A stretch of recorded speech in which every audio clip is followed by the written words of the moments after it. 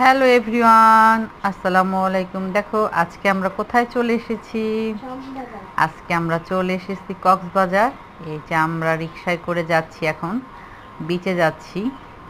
আজকে অনেক রৌদ্র, প্লাস দিনটা অনেক রৌদ্রোজ্জ্বল, প্রচণ্ড গরম ছিল। রিকশায় করে ঢই ঢই করে চলে যাচ্ছিলাম বিচে। এই দেখো চলে এসেছি আমরা বিচে।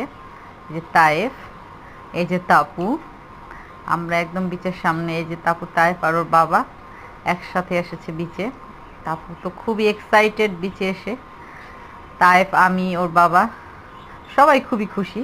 আমি এই প্রথম কক্সবাজার এসেছি, আর তাপু তায়েফও প্রথম। ওর বাবা অনেকবার এসেছে, বাট আমরা প্রথম।